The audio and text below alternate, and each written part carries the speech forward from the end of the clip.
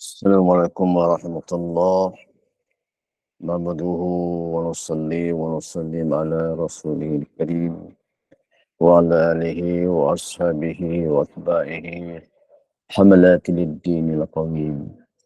Subhanaka la ilma lana illa ma 'allamtana innaka antal alimul hakim. Rabbi ishrah li sadri wa yassir li amri wa hlul 'uqdatam min lisani yafqahu qawli. ولا حول ولا قوة إلا بالله العلي العظيم. قال الله أعوذ بالله من الشيطان الرجيم والله أخرجكم من بطون أمهاتكم لا تعلمون شيئا وجعلكم السمع والأبصار والأفئدة لعلكم تشكرون. صدق الله العظيم. قال النبي صلى الله عليه وسلم إن الله لا ينظر إلى صوركم وأموالكم ولكن ينظر إلى قلوبكم وأعمالكم أو كما قال النبي صلى الله عليه وسلم. Alhamdulillah, tuan-tuan yang dirahmati oleh Allah Subhanahu Wa Taala, agama ini sesuatu yang sangat bernilai di sisi Allah Subhanahu Wa Taala. Lebih mahal daripada harga emas dan perak. Tidak ada nilai emas dan nilai perak yang boleh membayar agama, yang boleh membayar ilmu agama. Ilmu agama tidak terbayar kerana agama itu sendiri sangat tinggi dan mulia di sisi Allah Subhanahu Wa Taala. Inna ad-dina 'indallahi al-Islam. Tuan-tuan yang dimuliakan oleh Allah Subhanahu Wa Taala, begitu tingginya agama Allah Subhanahu Wa Taala ini sampai Allah Subhanahu Wa Taala sanggup lihat darah para nabinya terkorban. Berapa banyak para nabi Allah Subhanahu Wa Taala sebut dalam Al-Quran, para nabi dengan kerana agama, mereka bayar agama ini dengan darah. Berapa banyak dibayar dengan nyawa. Berpuluh-puluh nabi terkorban, dibunuh kerana agama Allah Subhanahu Wa Taala.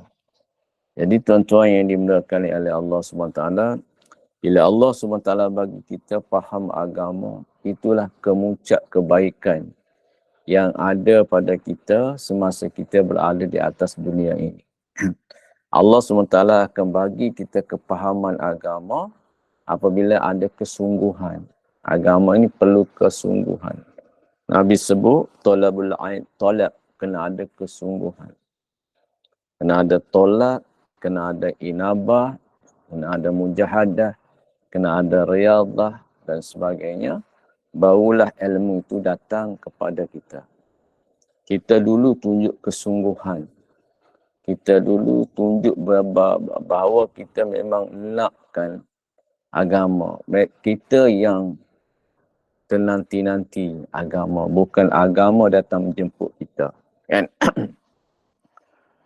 Jadi tuan-tuan yang dimuliakan oleh Allah SWT, kerana tingginya agama, nilai agama, terutamanya nilai solah, nilai iman, nilai solah, para sahabat radhiyallahu ajma'in yang dididik oleh Nabi sallallahu alaihi wasallam selama 13 tahun di Makkah, mereka memahami apa itu agama, tidak ada tukar gantinya.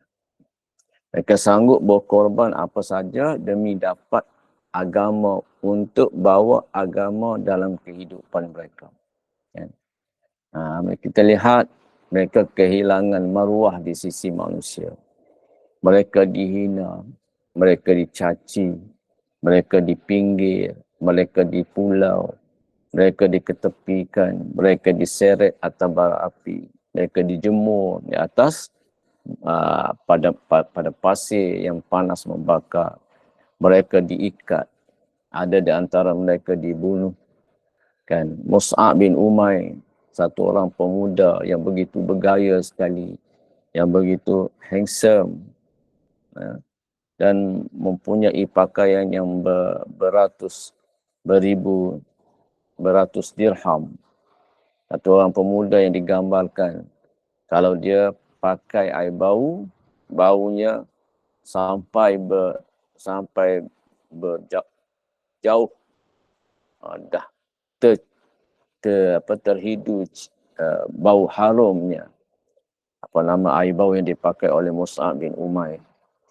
Tetapi kerana agama, dia diikat oleh ibu. Selepas daripada ikatan, dia lari dia berhijrah ke Habsyah.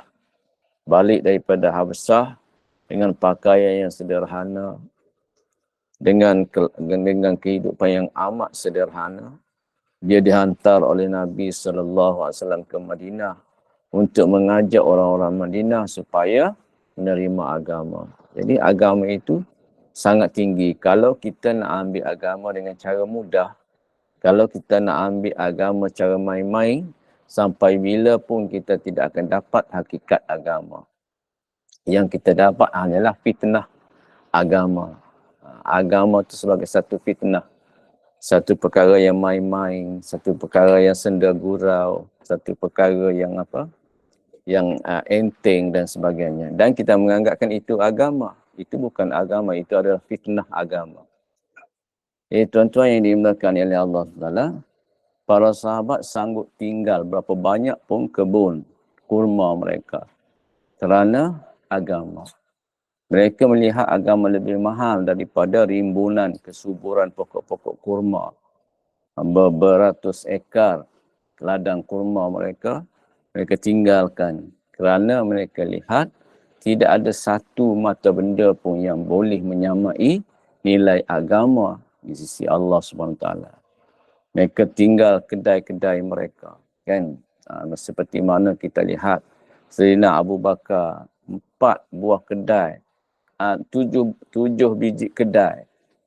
Dia merupakan satu orang usahawan yang berjaya di Makkah. Dia sanggup tinggal semuanya. Siti Khadijah, satu wanita usahawan yang kaya raya, sanggup menghabiskan wang ringgit dan perniagaannya demi untuk agama. Bagi para sahabat radhiyallahu ajma'in, agama ini adalah lebih mahal daripada nyawa mereka. Lebih mahal daripada darah mereka. Apalagilah kehilangan harta. Kita sekarang kalau kita kehilangan harta kerana agama, kita mulai ragu dengan agama, kan? Kita mulai ragu dengan agama. Adakah agama yang aku amal ini betul? Kalau agama yang aku amal ini betul, kenapa harta aku hilang? Kenapa harta aku habis? Kenapa maruah aku terpinggir? Kenapa aku dihina? Jadi orang sekarang ni dia nak agama tu sebagai kata Allah, wazarul ladzi ittakhazu dinahum la'ibun wa lahu. Tinggalkan manusia. Tinggalkan manusia ittakhazu dinahum, yang mereka ambil agama ni sebagai main-main dan ganda gurau, tidak sungguh-sungguh. Kalau senang-senang, okey, mereka nak agama. Kalau payah-payah, mereka tinggal agama. Agama ni mereka bimbit, bukan mereka junjung. Agama ni bukan dibimbing, bukan dijunjung. Kalau dijunjung mereka, walau macam mana susah sekalipun, mereka jaga yang dijunjung tu supaya jangan jatuh. Kalau dibimbing, jika berat mereka tinggal. Macam tu. Jadi tuan-tuan yang dimuliakan oleh Allah SWT, itu sepatutnya kita faham. Sebab agama ini dengan dunia ni tak ada tukar gantinya. Kalau Allah SWT ceritakan dalam Al-Quran, bagaimana orang yang diberi faham agama oleh Allah. Iza aradallahu bi'abdi khaira. Kalau Allah SWT nak beri kebaikan kepada hambanya, faqihu fiddin. Dia faham apa itu agama. Sehingga bila dia faham dengan agama, kerana agama dia sanggup apa saja, sebab agama ni tukarannya adalah surga Allah SWT.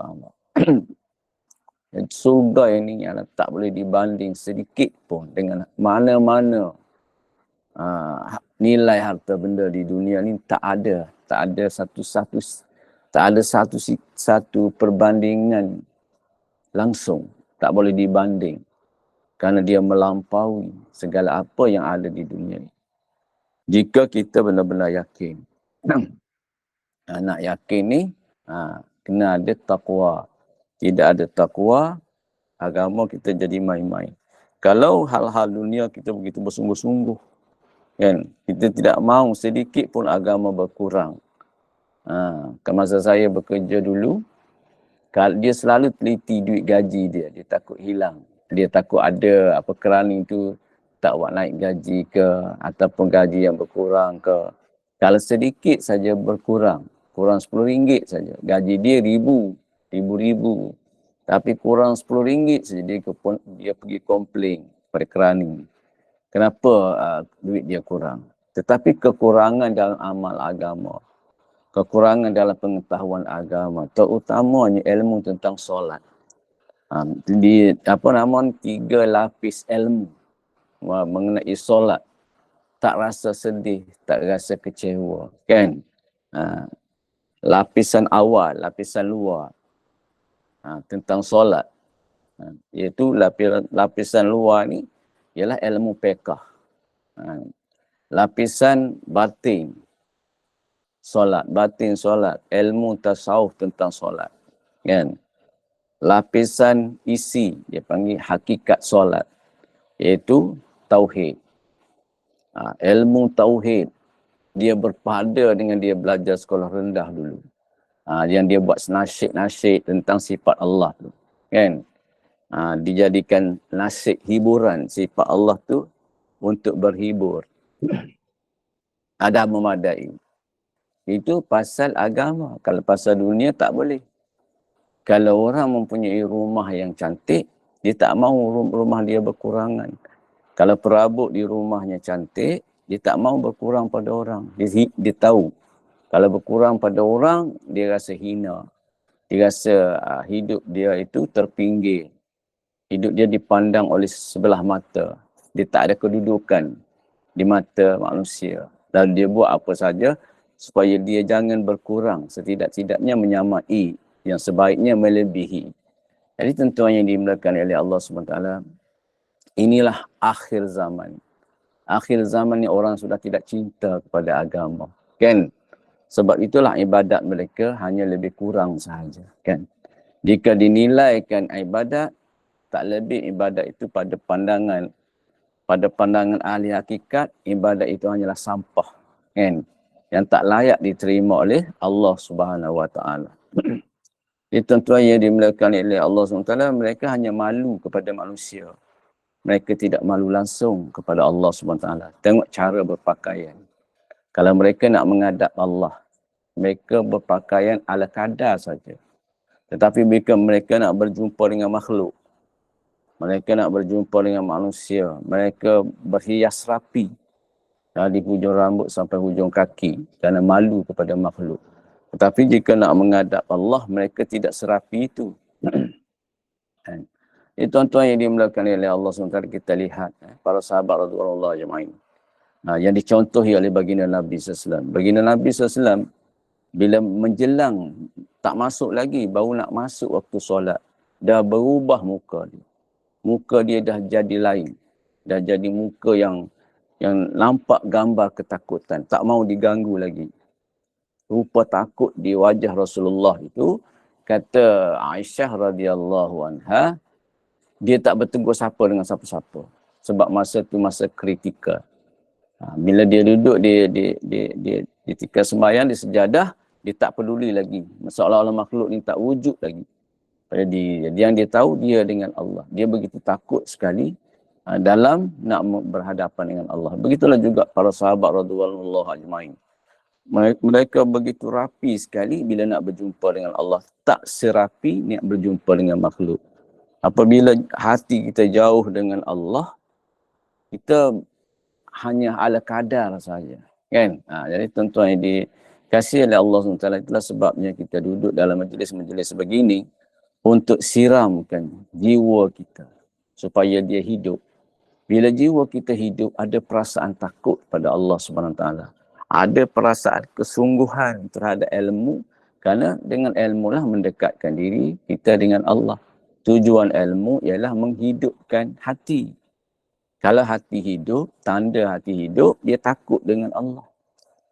Tanda takut, dia sentiasa zikir dengan Allah. Ilmu itu membawa kita kepada zikir. Pada ingat. Bila ingat, kita takut. Jadi tuan-tuan yang dimuliakan oleh Allah SWT, inilah sebabnya para sahabat radhiyallahu ajma'in, kita dengar yang ditulis oleh para ulama, rintihan mereka. Jika ada seekor keldai mati di tengah padang pasir, Umar akan berdiri di hadapan Allah, kena jawab kenapa keldai mati kelaparan di tengah padang pasir. Manalah Sayyidina Umar tahu adanya seekor keldai di tengah padang pasir. Pun begitu, dia rasa takut. Ini menggambarkan betapa dekatnya mereka dengan Allah. Kalau ada seekor anjing mati di Sungai Furat, Umar akan ditanya. Umar akan ditanya. Kenapa? Kerana mereka itu takut. Itulah hakikat ilmu. Hakikat ilmu ialah untuk kita rasa takut dengan Allah. Kita rasa agama itu begitu berharga lebih daripada segala-galanya. Jadi tuan-tuan yang dimuliakan oleh Allah SWT, pada pagi ini, kita nak memahami sedikit ujaran daripada ulama yang takut kepada Allah. Kan? Mereka yang takut kepada Allah ni, perkataan mereka lain macam. Perkataan mereka itu menyentuh hati sanubari. Kan? Menggegarkan hati sanubari kita. Jadi tuan-tuan yang dimuliakan oleh Allah SWT, Syekh Ta'illah beritahu kita, anta ilal hilmih iza ata'tah. Anta ila hilmih iza ata'tah. Ahwaju minka ila hilmih iza asaitah. Anta ila hilmih iza ata'tah. Ahwaju minka ila hilmih iza asaitah. Pendek saja perkataannya. Tetapi mampu menghidupkan hati orang yang ingin kembali kepada Allah. Man unibba ilayya. Kata Allah SWT dalam Al-Quran, wattabi' man unibba ilayya. Kamu kena ikut, diperintah. Allah perintah kita, wattabi' dan ikutilah man unibba ilayya. Orang yang kembali kepada aku. Jangan terpedaya dengan orang yang berseronok dengan keindahan dunia ini. Kan? Jadi, Syekh Ta'illah ni orang yang unibba ilayya. Orang yang takut kepada Allah Subhanahu Wa Taala. Anta ila hilmihi idza ata'atuh. Engkau lebih memerlukan hilm Allah, kelembutan Allah, kesabaran Allah, kesantunan Allah, budi bicara Allah. Iza ata'tah. Ketika engkau melakukan taat kepadanya. Engkau perlukan kepada kemurahan Allah. Engkau perlukan kepada kesabaran Allah. Engkau perlukan kepada kesantunan Allah. Ketika engkau melakukan taat. Ahwaju minka, lebih daripada engkau ila hilmihi, kepada memerlukan kesantunan Allah, perlukan kepada kesabaran Allah, perlukan kepada kelembutan Allah, idza asaitah, ketika engkau berbuat maksiat. Jadi engkau perlu sifat pemaaf Allah, sifat kesabaran Allah, sifat kesantunan Allah di ketika engkau melakukan taat, lebih daripada engkau memerlukan sifat kesantunan Allah, sifat kesabaran Allah, sifat kemaafan Allah ketika engkau melakukan maksiat. Jadi, kalau kita dengar ujaran ini sekali imbas, macam agak pelik daripada ujaran-ujaran yang lain.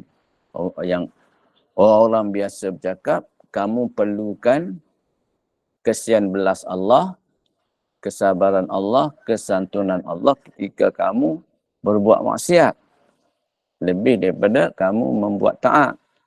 Tapi Syaikhullah kata sebenarnya kita perlukan kepada sifat helm Allah. Sifat helm.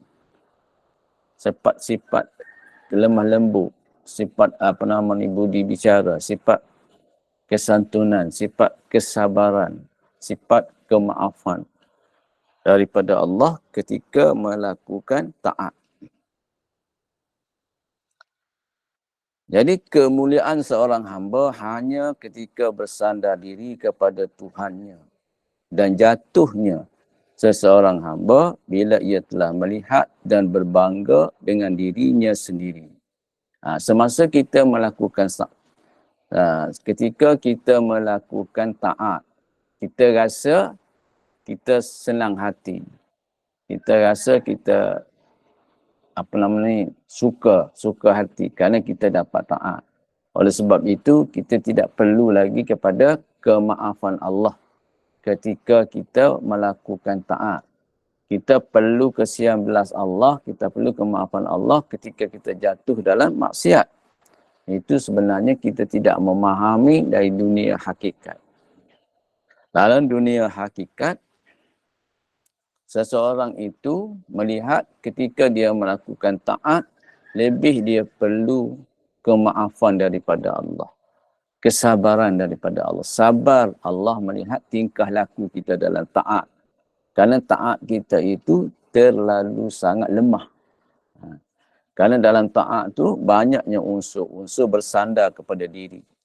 Rasa ujub, rasa diri dah tak berdosa, rasa diri dalam keadaan baik, rasa diri sudah berbuat baik kepada Allah, rasa diri sudah taat kepada Allah. Sedangkan amal ibadat yang kita buat tu penuh dengan kelalaian, penuh dengan kekurangan, penuh dengan ketidaksempurnaan. Apalagi apabila adanya riak.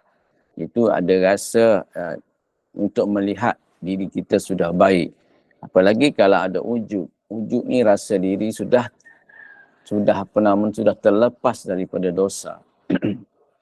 Sedangkan ibadat itu sendiri adalah kehambaan.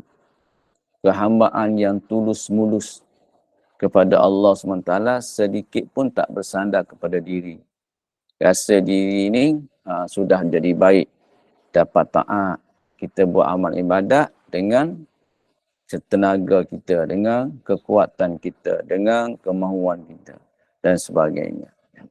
Sedangkan manusia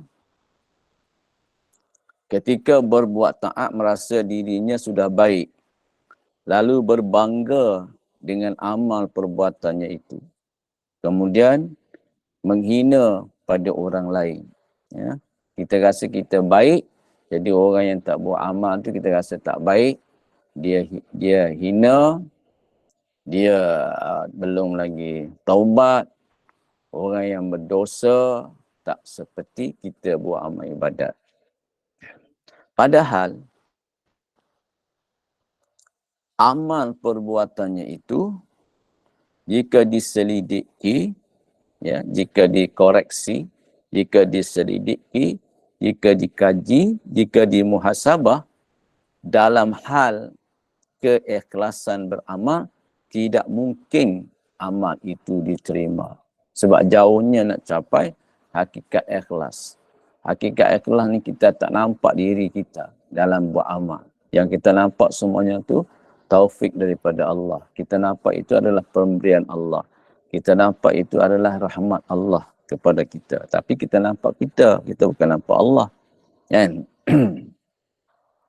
Jadi tuan-tuan yang dimuliakan oleh Allah SWT, bahkan amal itu semua hanya perbuatan yang palsu dan tidak berharga di sisi Allah. Amalan yang semacam itu tidak layak dengan keagungan Allah. Tidak layak dengan kebesaran Allah. Tidak layak dengan ketinggian Allah. Kita sebut dalam sembahyang, dalam solat, Allah itu agung. Kita sebut dalam solat, Allah itu maha tinggi. Maha tinggi, sangat tinggi. Adakah layak, ya, zat yang maha agung dan maha tinggi itu kita persembahkan amal yang begitu buruk sekali, kan? Sebab itulah kita perlukan sifat helm Allah. Kita perlukan sifat kesantunan Allah. Kita perlukan sifat pemaaf Allah. Kita perlukan sifat sabar Allah. Allah sabar melihat kekurangan kita. Lalu Allah Subhanahu Wa Taala terima amalan kita berdasarkan sifat helmnya, sifat budi bicaranya, sifat lemah lembutnya, sifat pemaafnya, sifat sabarnya. Kalaulah sifat tak sabar, hancur kita, kan? Allah Subhanahu Wa Taala lemparkan amal kita, lalu diturunkan azab. Sauta azab, cemeti azab. Rotan azab daripada langit. Disebabkan oleh kita mengambil harta dengan sebanyak-banyaknya, kita mengambil nikmat sebanyak-banyaknya, tetapi kita menghambakan diri, solat, zikir, baca Quran ala kadar sahaja. Tetapi rakusnya mengambil harta yang Allah sediakan begitu rakus sekali. Tak cukup. Ambil banyak ni tak cukup. Ambil banyak tu pun tak cukup. Dah ada pangkat pun nak lagi tinggi. Dah ada tinggi, nak lagi tinggi. Walau apa cara sekalipun. Walaupun berbalah. Walaupun berputus silaturahim.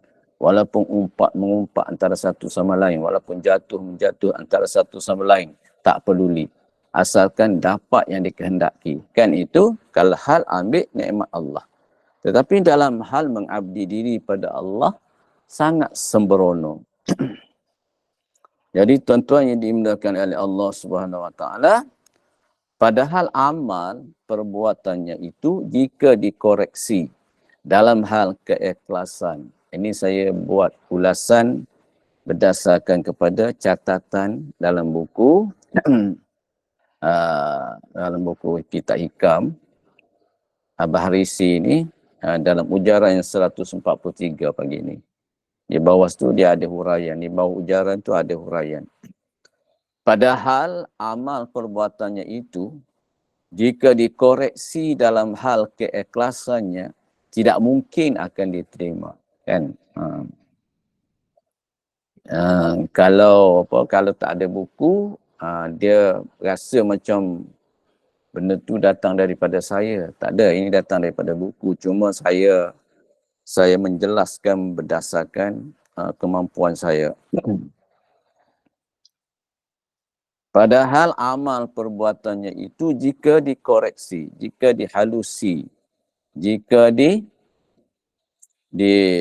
dikaji dengan teliti dalam hal keikhlasannya, maka tidak mungkin akan diterima. Bahkan amal itu semua hanya amal perbuatan yang palsu dan tidak berharga di sisi Allah. Kalaulah Allah nak nilai amal kita, langsung tak layak. Sebab itulah Nabi kata, kamu masuk surga bukan kerana amal. Itu bukan bermakna kita tak payah buat amal. Jangan. Itu kepahaman yang sesat, kepahaman yang salah. Kita kena buat amal. Sebab Nabi pun buat amal. Para sahabat Nabi pun buat amal. Wali-wali pun buat amal. Syekh-syekh mujtahidin pun buat amal. Para mujahid pun buat amal. Tetapi kalaulah nak dikira amal perbuatan yang dibuat itu dengan kesempurnaan amal yang selayak bagi keagungan dan kebesaran Allah, tak sampai tahap dia. Cuma apabila kita buat, Allah lihat dengan helm dia, dengan sifat helm, dengan sifat kesantunan dia, dengan sifat kemaafan dia, dengan sifat toleransi dia. Maka dia pun terima amal kita berdasarkan rahmatnya, bukan berdasarkan kelayakan amal. Sebab itulah kita masuk surga, kita buat amal, tapi masuk surga dengan rahmatnya. Jadi tuan-tuan yang dimuliakan oleh Allah Subhanahu Wa Taala, dalam huraian ni juga,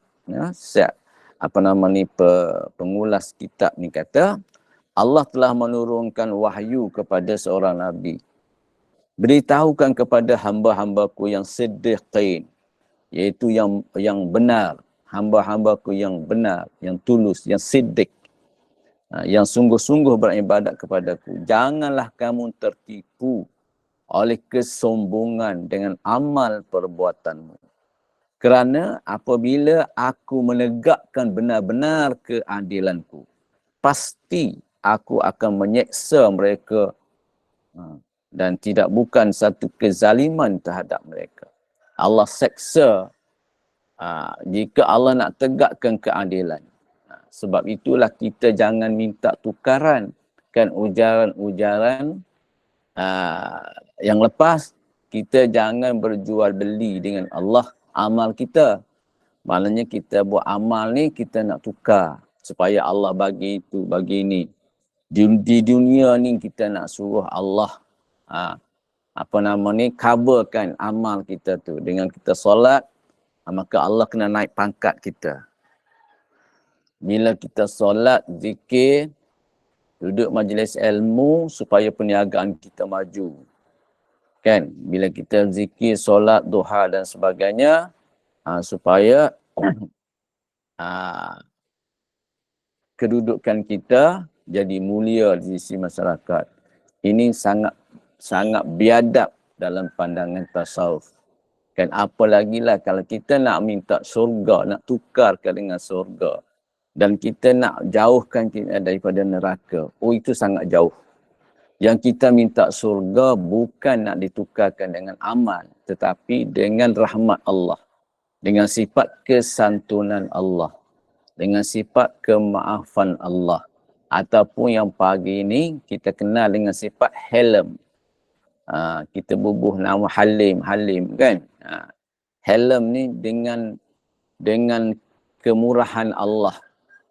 Dengan sifat pemaaf Allah, dengan sifat kelembutan Allah, dengan sifat santun Allah, kan? Yang dengan sifat Rahman Rahim dia. Maka kita mohon surga. Kita mohon surga Allah SWT. Apabila kita solat, kita mohon surga berdasarkan kepada rahmat Allah SWT. Bukan nilai amal kita. Kita buat, tetapi kita tahu itu lemah. Kita tahu itu kurang. Kita tahu itu tak sempurna. Tetapi dengan kemurahan Allah, kita nak Allah jauhkan kita daripada neraka. Dan kita nak Allah SWT masukkan kita dalam surga. Dengan rahmat. Sebab itu kita kena belajar. Kalau tidak kita jadi orang sombong. Macam mana sombong? Amal ibadat tak seberapa. Amal ibadat lemah. Amal ibadat banyak kekurangan. Nak ditukar dengan surga. Tak malu. Kan? Jadi tuan-tuan yang dimuliakan oleh Allah SWT. Janganlah kamu tertipu oleh kesombongan dengan amal perbuatanmu itu. Kerana apabila aku menegakkan benar-benar keadilanku, pasti aku akan menyeksa mereka yang bukan menyeksa mereka, dan keadilan itu bukanlah satu kezaliman terhadap mereka.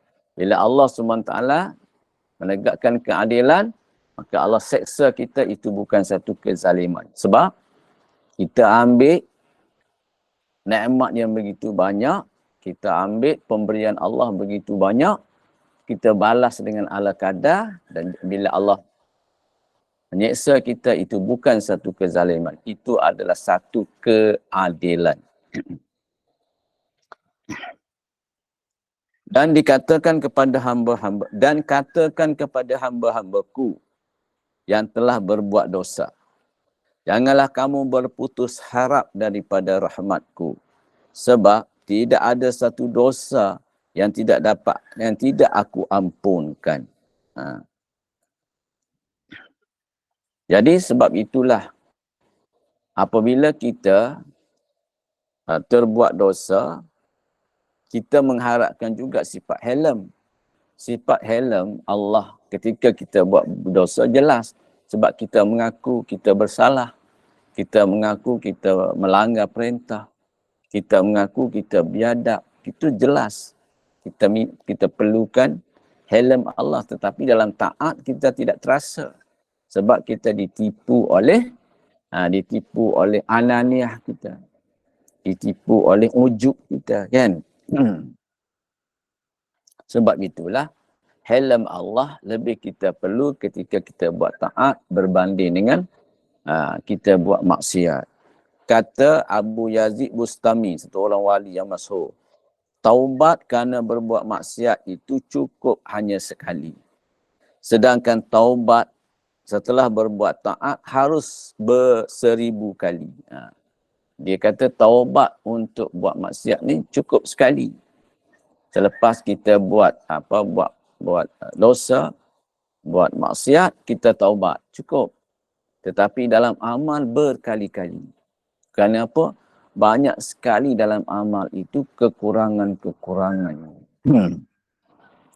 Jadi tuan-tuan yang dimuliakan oleh Allah Subhanahu Wa Taala, sebab taat yang diliputi oleh ujub sombong itu berubah jadi maksiat yang besar. Taat tapi dalam tu ada ujub sombong, dia berubah taat tadi menjadi maksiat yang besar. Maksiat batin lebih besar daripada maksiat zahir pada pandangan orang ahli kerohanian. Orang ahli kerohanian, orang tasawuf, dia memandang maksiat batin itu seperti ujub sombong tu lebih besar daripada maksiat zahir. Mencuri, minum arak dan sebagainya.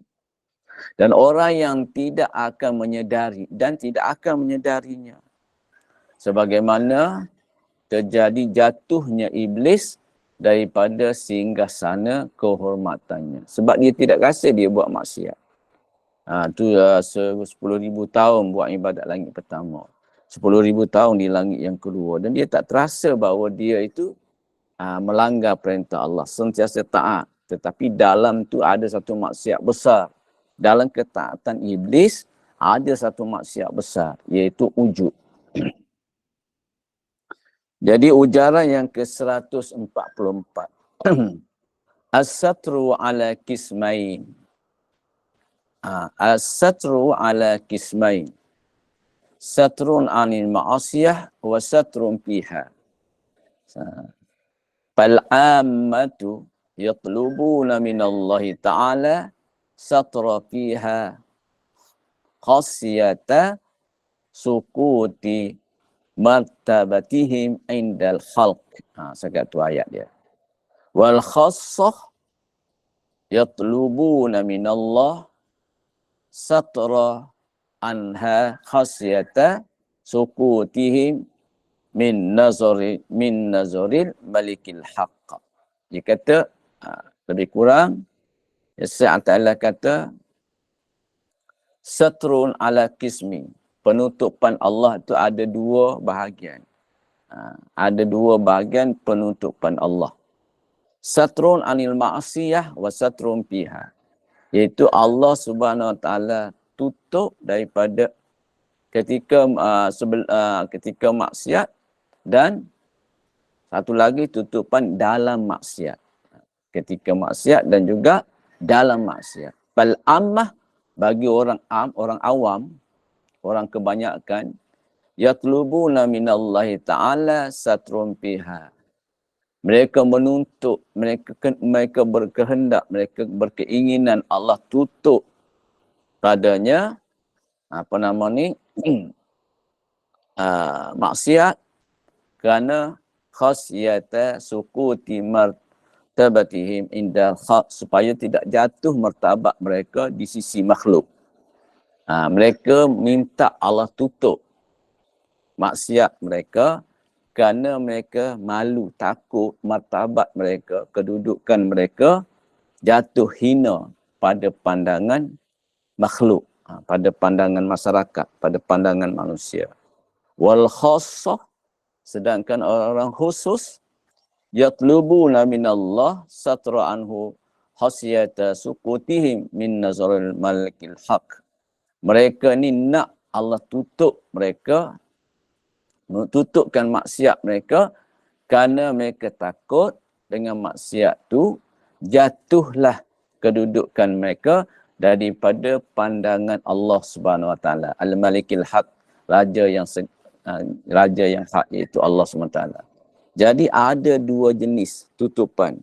Satu bagi orang bagi orang awam, maknanya orang manusia awam seperti kita nak suruh Allah tutup perbuatan maksiat kita supaya jangan ternampak, jangan terlihat, kerana kita takut martabat kita jatuh dalam masyarakat, jatuh di pandangan makhluk. Tetapi para wali Allah, orang yang khusus, mereka ingin Allah tutup maksiat kerana mereka malu, supaya kedudukan mereka tak jatuh di sisi Allah.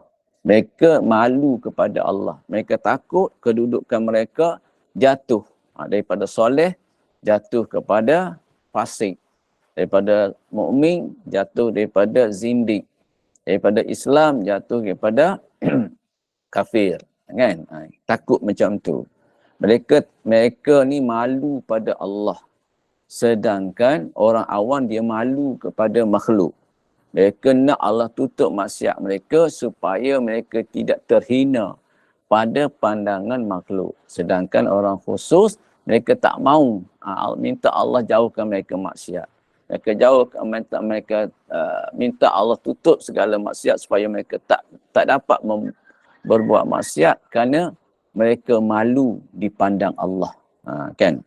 Mereka martabat soleh ni, yang martabat dia malu pada Allah.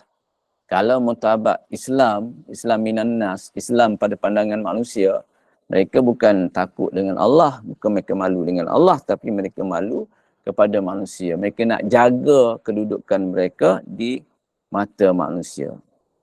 Yastakhfuna minan nas wala yastakhfuna minallah wa huwa ma'ahum. Allah SWT berfirman, mereka sembunyi dari sesama manusia, tetapi mereka tidak sembunyi daripada Allah yang selalu bersama mereka. Wa huwa ma'ahum. Allah sentiasa bersama dengan mereka, mereka tak malu. Tetapi manusia, mereka malu. Firman Allah SWT, yura'unan nas wa la yazkurunallah illa qalila. Mereka riak dengan manusia, bukannya mereka nak ingat pada Allah, melainkan sedikit. Bukan mereka takut kepada Allah, tetapi sikit sangat takutnya. Mereka lebih jaga kedudukan mereka, martabat mereka di sisi manusia. Adi bin Hatim berkata, Rasulullah SAW bersabda, kelak pada hari kiamat, ada beberapa orang yang dibawa ke syurga, tetapi setelah melihat segala kesenangan yang tersedia dan merasakan bahawa enaknya syurga, tiba-tiba diperintahkan menghalau mereka dari syurga sebab mereka tidak ada bahagian dalam syurga itu. Maka kembalilah mereka dengan penuh penyesalan sehingga mereka berkata, ya Allah, andainya engkau masukkan kami ke dalam neraka sebelum memperlihatkan kami syurga dan segala yang disediakan untuk para walimu, nescaya akan lebih ringan bagi kami. Kata golongan ni, kalau engkau tidak bagi tengok kami syurga dengan nikmatnya sebelum kami dimasukkan neraka, neraka itu lebih ringan daripada kami diperlihatkan nikmat surga, kemudian kami dilemparkan ke dalam neraka. Jawab Allah, memang kami sengaja demikian. Dulu, kamu dahulu jika bersendirian, kamu berbuat dosa yang besar. Tetapi jika bertemu pada orang-orang, pada makhluk, pada orang ramai, berlagak khusyuk, bermuka-muka pada manusia, berlawanan dengan apa yang ada dalam hatimu, kamu takut kepada sesama manusia dan tidak takut kepadaku, mengagungkan manusia dan tidak condong kepadaku. Maka hari ini aku rasakan siksaku dan dengan sepedih-pedihnya, di samping diharamkan atas kamu segala rahmatku. Begitulah tuan-tuan yang dimuliakan oleh Allah SWT. Dua ujaran yang menggetarkan jiwa kita pada pagi ini, ya. Bagi orang yang hatinya hidup, bagi orang hatinya dekat dengan Allah, ujaran ini sangat-sangat merisaukan, menakutkan kita. Jadi ada dua, itu manusia yang hatinya ada kebesaran makhluk, dia malu pada makhluk. Dia nak ditutup daripada makhluk. Ada orang yang jiwanya ada Allah, hatinya ada Allah, dia hanya malu pada Allah. Dia nak ditutup daripada pandangan Allah. Dia tak mau Allah Subhanahu Wa Taala pandang dia dengan pandangan yang rendah kerana perbuatan maksiat. Jadi tuan-tuan yang dimuliakan oleh Allah SWT, semoga ujaran ini sedikit dapat siram jiwa kita di bulan Ramadan yang mubarak ini, supaya ia boleh beri manfaat. Kita pergi kepada muzakarah, insya-Allah.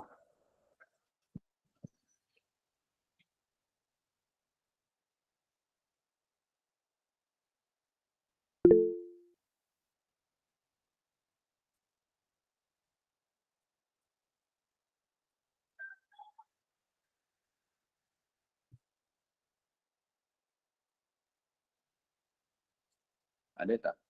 Ada apa-apa yang nak dibincangkan?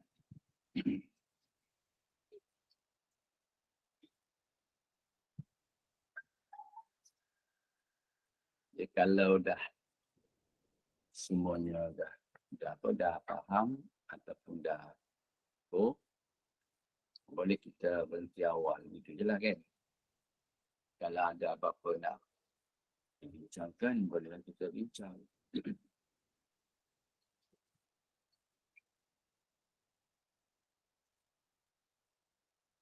Jangan terlalu banyak buang masa kan. Kalau nak ada apa-apa nak dibincangkan, terus saja.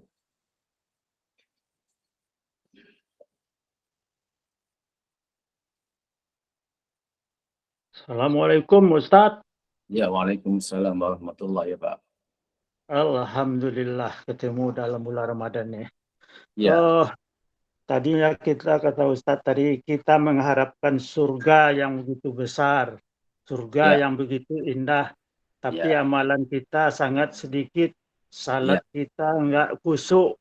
Ya. Nah, cuma Allah pun pengasih maha penyayang. Ya. Bagaimana kita berusaha supaya seimbang, minimal Allah menerima amalan kita sehingga kita dapat menerima surga yang begitu besar itu, begitu indah dan jauh dari api neraka. Amalan apa saja yang kita buat hendaknya, mohon maaf, salat khusyuk itu memang sulit sekali untuk 100%. Ya. Terima kasih Ustaz. Ya, sama Pak. Kalau mengikut pandangan orang ahli hakikat ataupun ahli kerohanian ataupun ahli tasawuf, kita tak akan sampai ke tahap yang Allah hendak. Kan? Tak akan sampai ke tahap yang Allah hendak. Seperti mana Nabi SAW beritahu Sayyidina Abu Bakar radhiyallahu anhu. Kan? Sayyidina Abu Bakar radhiyallahu anhu adalah satu orang manusia selepas daripada para Nabi dan para Rasul, maka dialah orang yang paling afdal sekali. Kan? Sayyidina Abu Bakar, amalannya tak boleh mengatasi amalan orang lain selain daripada Nabi dan Rasul. Pun begitu, Nabi SAW beritahu kita, beritahu dia, wahai Abu Bakar radhiyallahu anhu, perelokkanlah solatmu. Perelokkanlah solatmu. Kalau kamu tidak mampu, wahai Abu Bakar, maka sebelum kamu bagi salam, kamu bacalah Allahumma inni zalamtu nafsi zulman katsira wa la yaghfiru dzunuba illa anta faghfirli wa maghfiratan indika warhamni innaka antal ghafurur rahim. Jadi Nabi menasihati Sayyidina Abu Bakar sebelum dia bagi salam, dia mohon istighfar kepada Allah, mohon keampunan kepada Allah segala kekurangan yang berlaku di antara takbir sampai salam. Walaupun Sayyidina Abu Bakar inilah sebaik-baik solat, ada juga kekurangan, kan? Seperti mana Nabi beritahu dia. Sebab itulah Nabi menganjurkan kepada kita selepas saja kita solat, kita beristighfar beristighfar kan, dan juga bertaubat. Ada orang yang mengajar saya tak tahulah dia punca daripada mana.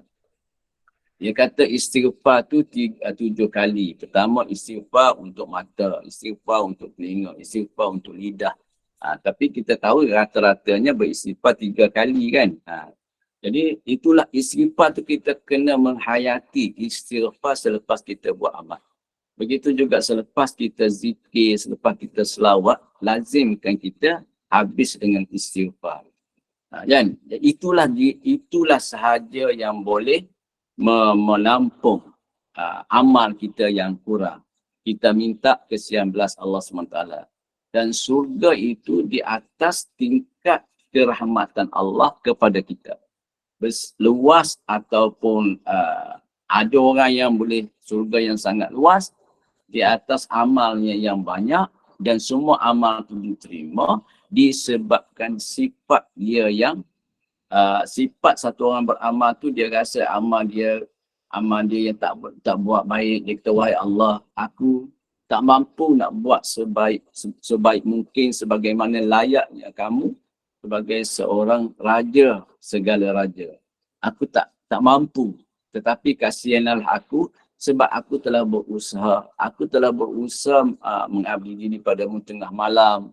Aku berusaha mengabdi diri kepadamu waktu duha. Walaupun tidak sesempurna yang selayaknya, tetapi engkau maafkanlah. Jadi Allah Subhanahu Wa Taala lihat dengan penuh kesian belas, semua amal-amal itu diterima, lalu diganjarkan dengan surga berdasarkan kepada kerahiman Allah Subhanahu Wa Taala.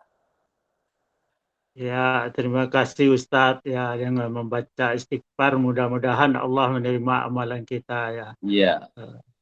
Segala kekurangan yang ada itu kita diterima kan.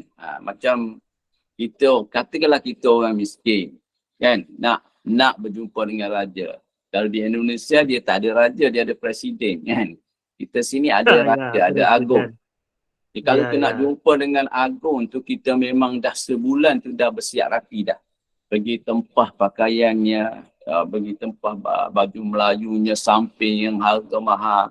Kemudian kita latih pula diri kita berjalan, macam mana nak membongkok, macam mana kita, macam-macam. Kan, dah latih sebulan. Padahal nak terima tu sekejap saja, nak jumpa tu. Tapi latihan dah sebulan. Kan, itu raja kepada manusia. Dengan Allah kita tak buat sebaik itu. Jadi untuk mengimbal, untuk membalance, kita kena banyak istighfar. Kalau boleh banyakkan ucapan taubat. Astaghfirullahalazim wa atubu ilaih. Kan? Dalam bulan puasa selalu Nabi nasihatkan kita, suruh kita minta surga. Didahulukan dengan la ilaha illallah astaghfirullah al-zambi. La ilaha illallah astaghfirullah al-zambi as'alukal jannah wa a'udzubika minan nar. Barulah kita minta surga, barulah kita minta jauhkan daripada neraka dengan kita ucapkan tauhid dan ucapkan istighfar. Begitu indah sekali kita beradab dengan Allah. Terima kasih Ustaz. Ya, Assalamualaikum. sama-sama.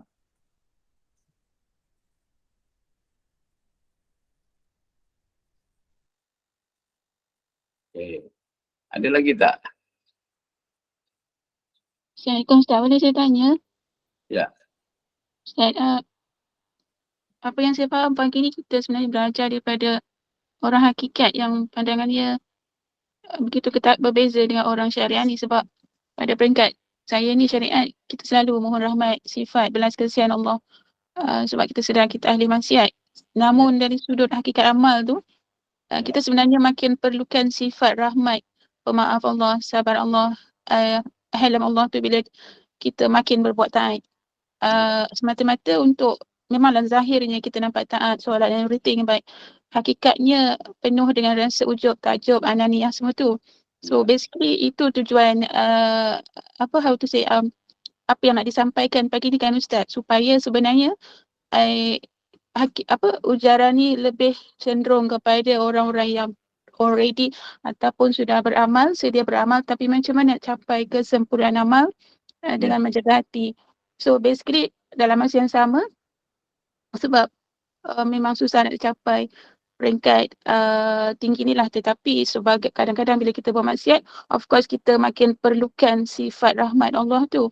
Dalam masa yang sama kita makin berganda perlukan sifat rahmat Allah tu bila kita makin taat. Macam tu ke Ustaz? Ya. InsyaAllah la haula wala quwwata illa Maknanya sekarang ni kita belajar dah dua lapis kan. Lapis billah. pertama, Ha. lapis pertama adalah lapis zahir kita ataupun lapis syariat kita kan. Dari segi syariat kita perlukan taubat dan istighfar yang lebih pada ketika kita buat maksiat. Tetapi Syekh Ata'illah memberitahu kita lah apabila kita dah melangkah ke tahap yang kedua, iaitu tahap taat, kita sepatutnya lebih-lebih lagi kita mengharapkan istighfar dan taubat terhadap dosa kita daripada Allah ketika kita buat taat.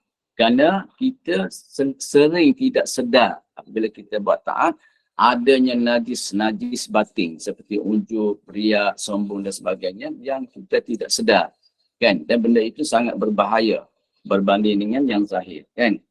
Kalau kita lihat Allah Subhanahu Wa Taala memasukkan alim amal ibadat orang yang beramal ke dalam neraka disebabkan oleh sombong kan. Tetapi Allah SWT memasukkan surga orang yang buat maksiat kerana kehalusan jiwanya. Akan jiwa dia rasa dia hina, dia rasa dia di sisi Allah, dia istighfar dan taubat, maka Allah Subhanahu Wa Taala masukkan dia dalam surga. Itu famous sangat ya, cerita wanita yang wanita pelacur yang memberi minum kepada anjing, orang yang membunuh pembunuh 99, termasuklah pembunuh orang-orang ulama kan, pun Allah SWT masukkan dia ke dalam syurga. Sedangkan ahli ibadat seperti wanita beribadat di tengah malam, berpuasa di siang hari, yang dia kurung kucing sampai mati dengan kesombongan dia tu, dan juga ahli ibadat juris ke bersisa kan, yang Allah SWT membangkang dia ke dalam azab disebabkan oleh sombong. Jadi daripada cerita-cerita sini Syekh Ata'illah memperingatkan kita ada satu tahap lagi yang perlu kita berhati-hati, iaitu di tahap ketika kita taat. Di tahap kita buat maksiat itu jelas. Maksiat itu adalah hina, maksiat itu adalah kotor. Itu jelas, kalau kita taubat jelas. Tetapi maksiat ketika kita buat taat tak jelas. Oleh sebab itulah kita perlu lebih-lebih lagi beristighfar dan bertaubat selepas kita buat taat. Sebab itulah selepas daripada solat ada kalimah istighfar, ada kalimah taubat. Astaghfirullahalazim allazi la ilaha illallah wal hayyul qayyum wa atubu ilaihi.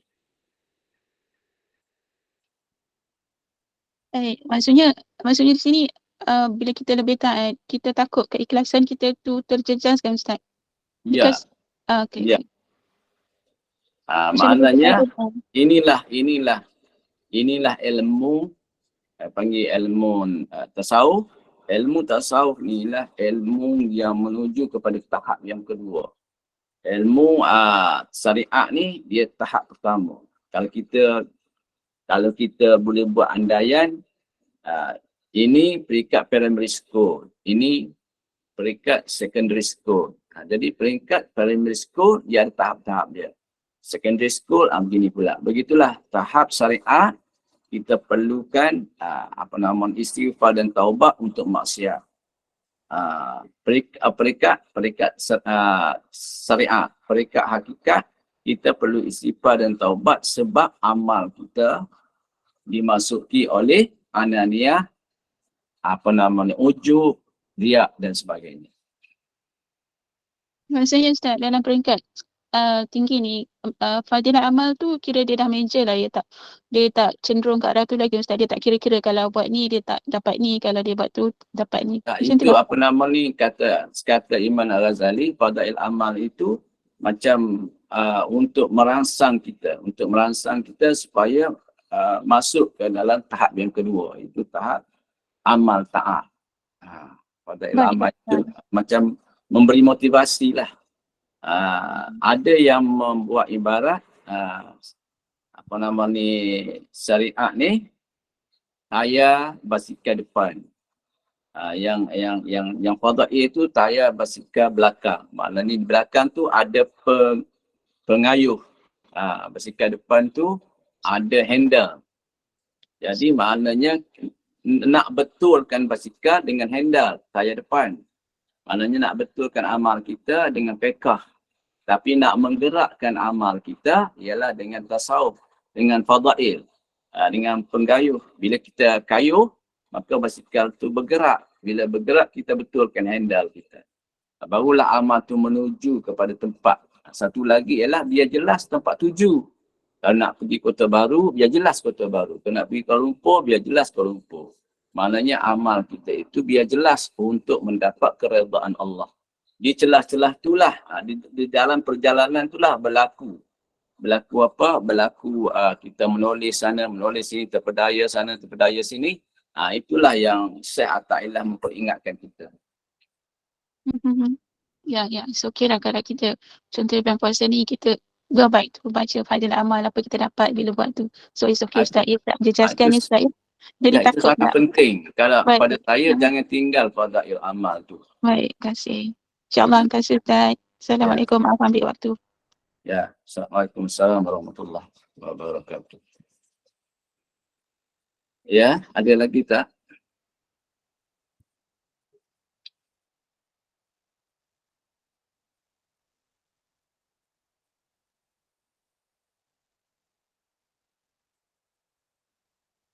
Kalau ada, teruskan bertanya.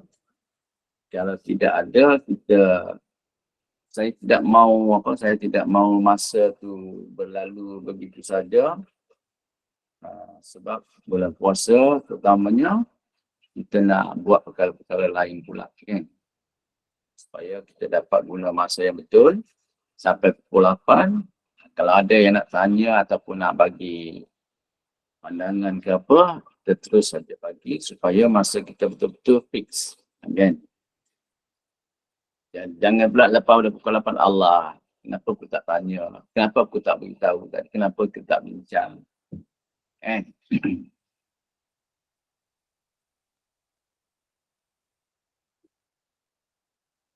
Okey, dah habis Dah habis, kita tutup dengan tasbih kifarah dan salatul asr.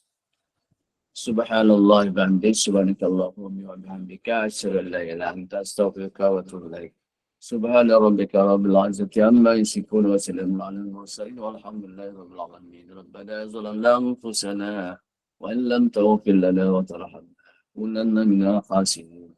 Rabbana atina fid dunya hasanah wa fil akhirati hasanah wa qina adzabannar. Wa sallallahu ala sayyidina Muhammad wa ala alihi wa sahbihi wasallam. Alhamdulillahi rabbil alamin ya rabbal alamin. Assalamualaikum warahmatullahi wabarakatuh. Waalaikumsalam. Terima kasih Ustaz. Terima kasih Ustaz. Terima kasih Ustaz. Sama-sama. Assalamualaikum Ustaz. Waalaikumsalam.